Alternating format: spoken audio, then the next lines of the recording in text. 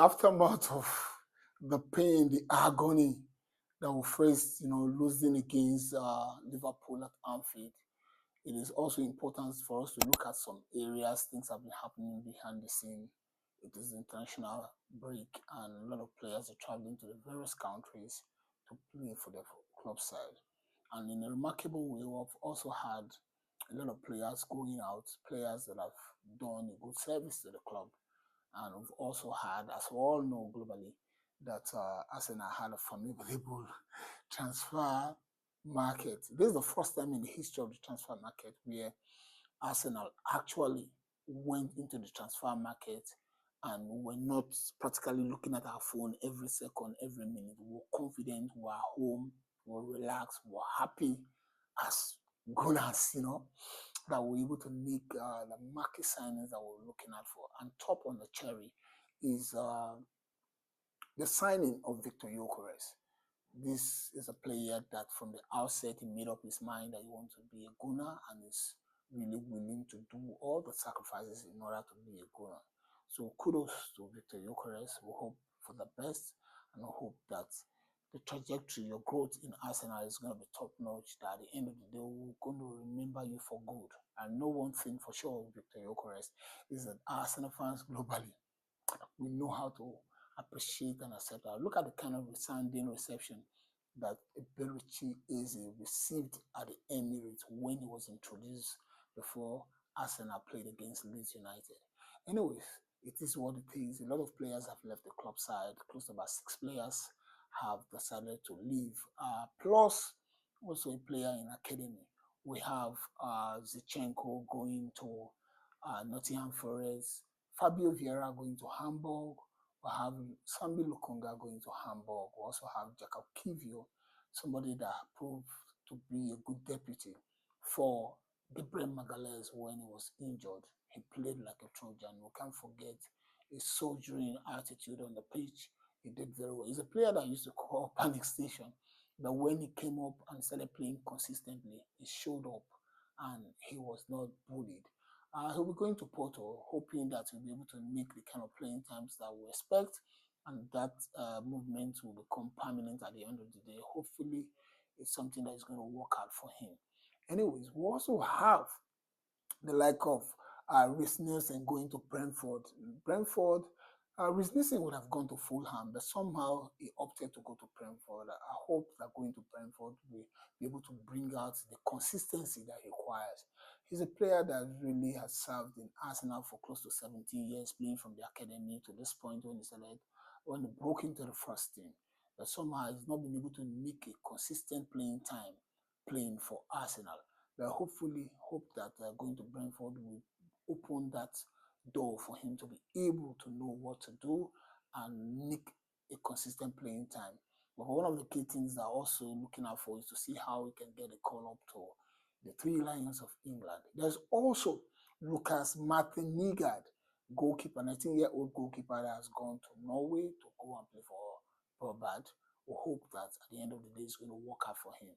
Arsenal have made these guys to go out, but one of the key challenges why I needed to mute out these players is the fact that we've not been able to get it correctly managerially, especially when we spend so much money to bring in players into the club, which is good, which is what we've been craving for. But when we're looking at the outlay of selling players, it is either the players go out on loan or they go on a free transfer, or we have their contract terminated, just like we did for Kolasinac, we did for Tierney. These are the things that hadn't gone down well with me, and that is why somehow I always give it to Chelsea. They have a good way of making good transfer, making money. Look at how much they got for Nicholas Jackson. A transfer fee of 16.5 million, the most expensive in the history of football. And that to me is something that we need to start looking at how we're going to start correcting that malady, because it's a shortfall. I call it malady because it's something that has been consistent in the club for more than a decade now. These are players that were utilized in our club side, and when they are leaving, they just leave for free, and it hurts me so much. Look at how much we've spent in the transfer window, close to about 300 million plus. with the likes of Nogard, Eberichize, Christian Moscora, Hinkapi, Victor Yokores. These are players that have come in. They have come in formidably well with high, I mean, high rating fees. And at the end of the day, when the players want to leave, they just leave on a free. So it's something that I'm finding very difficult. Look at, for us to have even allowed somebody like what's his name, Thomas Partey, to leave on a free. It's something that hurts me. So we need to look, and the better. You are the sports mafia, the sporting director mafia of football. You need to bring that your mafia-like attitude and charisma into how we're able to sell players. It is one good thing for us that in the time past, Arsenal have not really been in that picture of uh, uh, being berated for PSR rules. But we need to now go into the books and look at how we're going to be making money, because the last I can, or rather the least I can recall, was precisely some years back when we made some good sales from the sale of Emiliano Martinez, when we sold him to Aston Villa for a good amount of money, because when we bought him as a rookie from Argentina, and we sold him for a good amount of money, for close to £40 million. And the likes of Geklechi, Nasri, Adebayo, and what was his name? Which other player again? Kolotore, that was sold to Man City. This one will make some good money. The rest of them is either they go out on a free transfer, or we have their contract terminated based on mutual consent. I don't think that should continue. For a club that want to thrive, we're beginning to show our teeth in the title race. We're title contenders. We're beginning to have squad depth that is able to compete with other teams globally. So we need to also do things correctly, just the way other clubs are doing. When we stick on selling a player, look at Obama Young, for all the way he was playing before he left. He went to Barcelona on a free, and he ended up scoring some good goals for Barcelona. So these are the things that are really upsetting me. Now, coming back to the basis, to the 2025-2026 season, I think one of the key things that is really working well for me is to know that the management is taking Mikel Arteta to the cleaners. We heard recently from Grapevine that Josh Kroenke called into a meeting to let him understand, laying the marker, let him understand that the trophies we need to win this season. So it's left for him now as a coach, because we as a team, with the squad depth that we have today, we cannot be playing with a handbrake. Why? Why do we need to play with a handbrake? We should be unfazed. That's why I said in one of our shows that Arsenal must have the audacity to go to any ground and say, today we're coming to your ground to take the 3 points, to take the spoils. We should be unfazed, we should be undeterred, we should not be scared, we should play with some level of authority. Because it's difficult to understand how we have the kind of creativity we have in our team in Waneri, what's his name, Odegaard, we have Max Dorman, then we have, what's this called? We have also a Berechese, and you're playing with a handbrake, playing 3 defensive midfielders in a game. That is unacceptable. And I call it dubious, very dubious. So let's hope that we're going to utilize the international break to look at the things that we've not done correctly. But for me personally, I've really not been happy with the way we've been playing from the start of the season. There's something missing. Our level of creativity, we cannot continue to rely on set pieces. Set pieces should be one of the formation that we're utilizing in making a goal, but it should not be something that we should rely on 100%. So how can we continue to do that when we have creative players in play?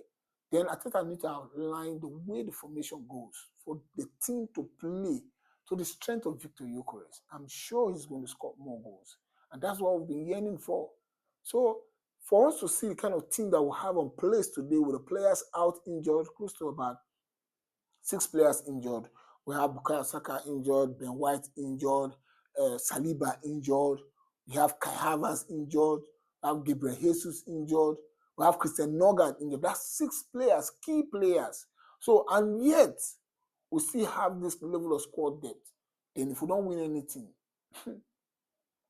Mikel Arteta, Mikel Arteta, Mikel Arteta, I love you, but I'm not going to take that from you. is really not going to augur well, because the way I want them to sack you, it will be like when one sees the devil and you are willing to use anything within your reach to destroy the devil. That is exactly the way I'm going to be treating you. If that happens, see, this season, I've said it without mincing words. There are 2 trophies that we must win. I'm not interested in FA Cup, Carabao Cup, the Premier League trophy and the Champions League trophy. We've got the personnel, we've got the squad depth to nick these victories. It's all about here our mentality. Everybody on that pitch, once you choose on that pitch, you should know what you represent. You should know what those bats represent. Then another thing, Raya, the door should be knocking for you to understand that Kepa is on your neck. Because you cannot be doing those comical errors, and each time you do the comical error, you now raise your hand like somebody that is in the classroom. That is not acceptable. You must know when to go short, when to play wide, when to play long. That's what makes you a remarkable goalkeeper. I mean, you should go back to the drawing board, look at the errors you committed, in every game, and look at how you can. We know that you're a good goalkeeper. Thanks for all the beautiful things that you're doing. But that doesn't mean that the jury will not be out for you when there's need. So let's hope that the international break is going to bring a lot of good news. And most of those players were happy to hear that Gabriel Jesus is back on the pitch. He's been training very hard. We've been seeing cameos of his videos online. And we hope that he'll be able to come and contribute his quarter in this team. He's a good player, formidable player indeed. But unfortunately, it is what it is. He's not been getting it well with injury. Christian Norgard, we know you are nursing an injury that is not too inimical to your season. For Saliba, I think it was a twisted ankle, and it's something that you're going to come back strongly on. Come your way again. It is come on, you Gunners!